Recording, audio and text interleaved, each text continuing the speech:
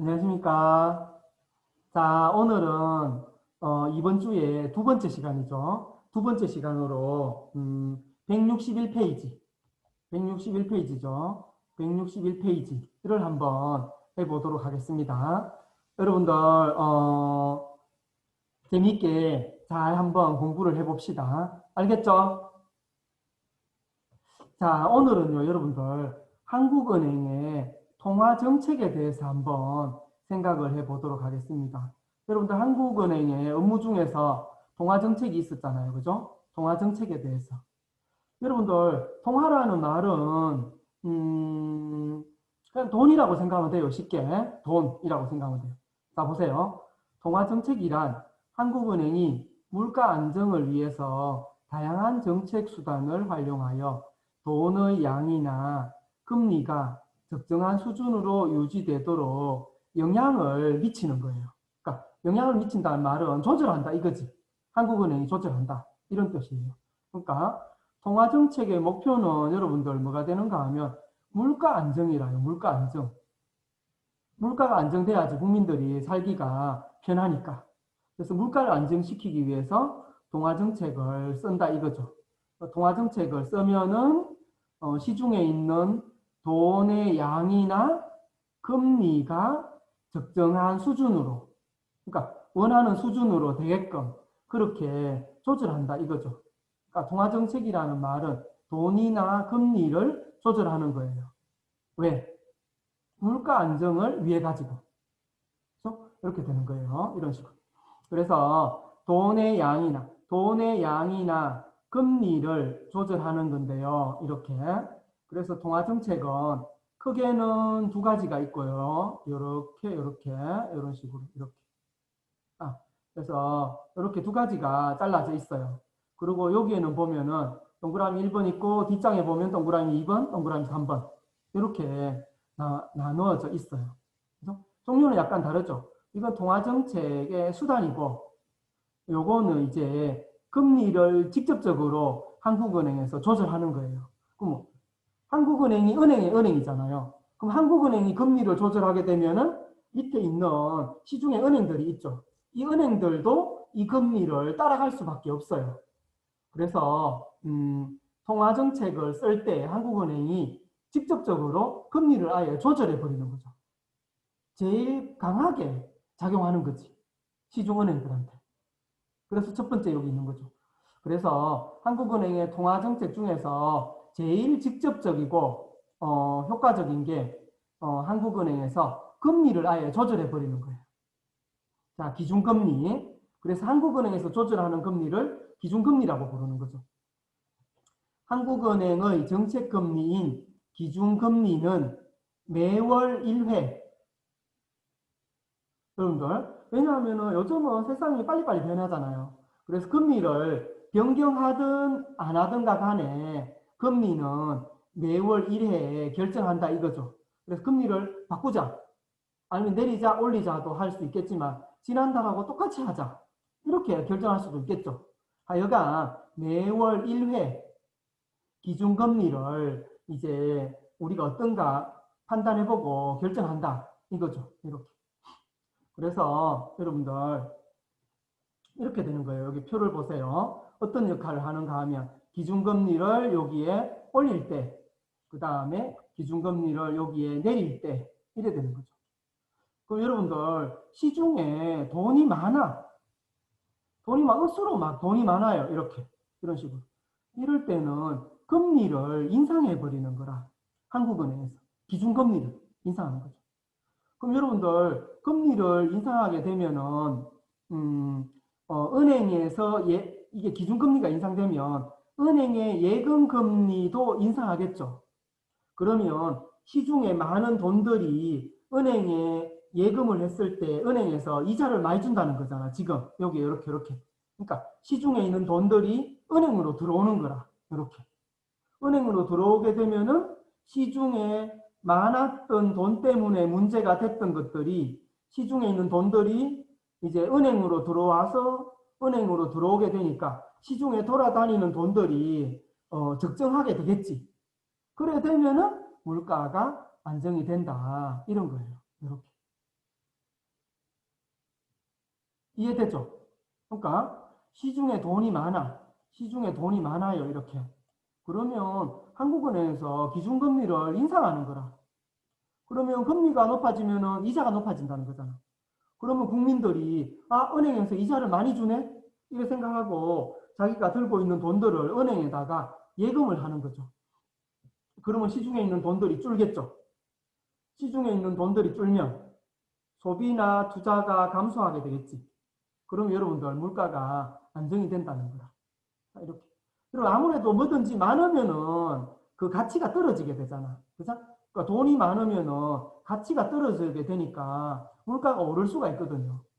그래서 돈들이 없어지면은 이제 물가가 안정이 된다는 거지. 물가가 이렇게 안정이 된다는 거죠. 이런 식으로 이렇게. 자, 그런 내용이라요. 그 반대로 시중에 돈이 너무 없어. 돈이 없어. 이렇게. 그럼 여러분들 금리를 인하를 시키는 거라. 이렇게. 금리가 인하되면 이자가 작겠죠. 이자가 작게 되면은 돈이 필요한 사람들이 은행에서 돈을 대출을 해 가는 거라. 그죠? 대출을 해 가가지고 그걸로 사업을 한다든지 가게를 차린다든지 그죠? 이런 식으로 하게 되겠죠. 그럼 시중에 돈이 설설설설 돌아다니는 거라. 이렇게. 돌아다니게 되면은 돈이 설설설설 돌게 되겠죠.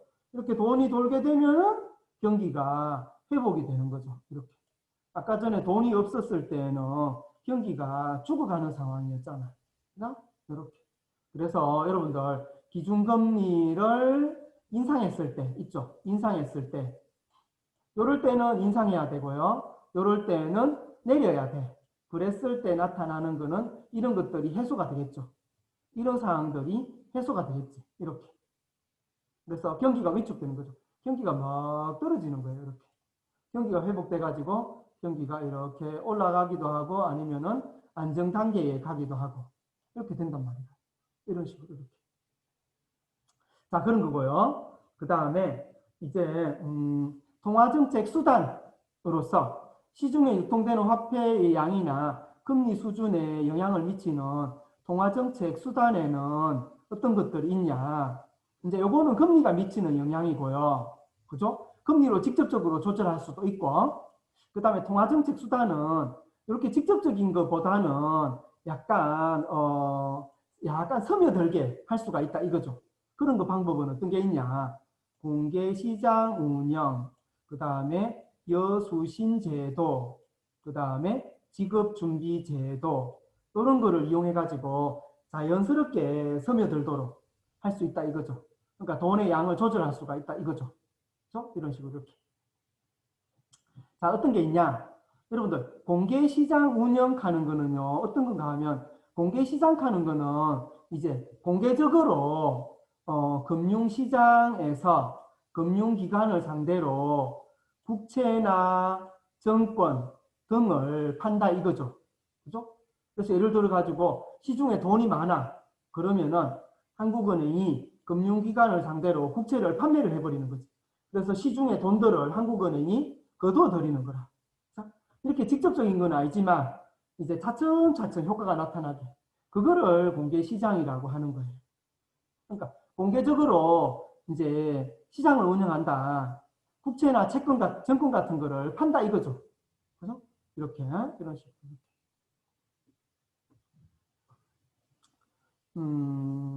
예, 그런 내용이에요. 자, 그럼 다음 페이지 가볼게요. 다음 페이지는 또 어떤 게 있느냐. 요렇게 할까요? 그럼 요렇게. 예, 요렇게. 자, 다음 페이지는 여러분들 녹화 또 안 하려 하다 보니까 눈도 좀 침침하고 그래요. 자, 화이팅! 자, 여러분들 졸거나 딴 거 하던 친구들은 집중해 주세요. 이렇게. 자, 가봅시다. 자, 공개시장, 여기로 가볼까요? 공개시장 운영, 금융기관을 상대로 국채나 정권 등을 사고 판다. 이거죠. 그죠? 자, 그런 거고요. 여러분들 여기서 국채는 저번에 설명했잖아요. 그죠? 통화안정정국 하는 거는, 일반인을 상대로 해가지고 이제 정권을 발행한다. 이거죠. 여러분들 정권이라는 말은 돈표예요. 요걸 들고 있으면 나중에 돈으로 이제 바꿀 수 있는 거죠. 요걸 들고 있다가 정표를 들고 있다가 돈으로 나중에 바꿔주는 역할을 하는 돈표예요. 이렇게. 자, 그런 거고요. 여러분들 두 번째는 공개시장 운영할 수도 있고요. 두 번째는 여수신 제도를 통해서 하는 거예요. 그러니까 어떻게 하는가 하면 여기 있죠. 금융기관의 일시적 여유 자금을 예치할 수 있도록 자금 조정 예금 제도를 운영하는 거라.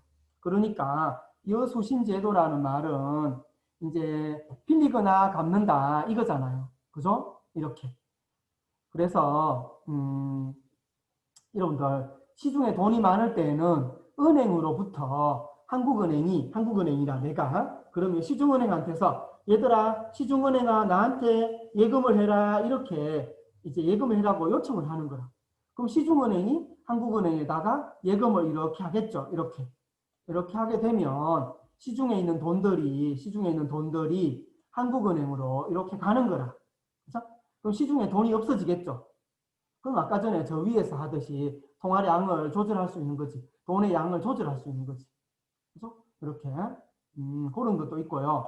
그 다음에 여러분들 지급준비제도라고 하는 거 있죠. 그죠? 이렇게. 이건 무슨 말인가 하면 이제 여러분 사회 시간에 배웠죠. 이런 것도 중학교 때나 은행이 영업을 하다가 갑자기 고객들이 예금을 내놔라 하는데 은행에 돈이 없어. 그러면 고객들의 돈을 못 주잖아요. 그럼 고객들이 난리가 나겠죠. 그래서 은행이 돈이 없어질 때를 대비해 가지고 은행업을 하려면 한국은행에다가 일정 이상의 돈을 맡겨놔야 된단 말이야. 예비로. 그걸 갖다가 이제 지급준비제도라고 하잖아요. 이렇게. 근데 한국은행이 통화량을 조절하기 위해서 지급준비제도를 운영하는데 지급준비율이라는 게 있단 말이에요. 그러니까 은행에서 그 은행의 그 규모를 대비해 가지고 얼마만큼을 한국은행에다가 맡겨놔야 된다 하는 게 있잖아. 그 준비율을 어떨 때는 높이기도 하고 어떨 때는 내리기도 하는 거라. 그러니까 그렇게 해가면서 시중의 돈을 조절한다 이거죠.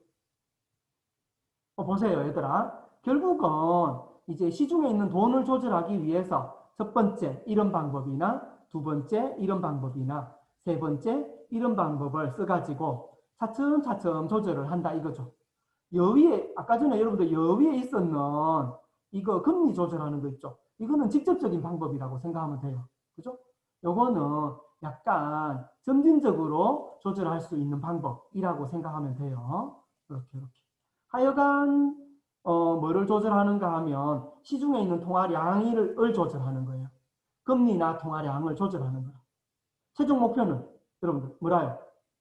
물가 안정이라요. 물가 안정. 여러분들 한국은행이 통화정책을 쓰는 최종 목적은 물가 안정이에요. 이렇게 이런 식으로. 여러분들 여기서도 있었잖아요. 그죠? 이렇게. 자, 그래서 여러분들 통화정책의 최종 목표는 여러분들 물가 안정이라고 생각하면 돼요. 이런 식으로 이렇게 물가 안정. 자, 그러면 이번 시간에는 이렇게 하도록 합시다. 여러분 수고 많았어요. 수고했습니다.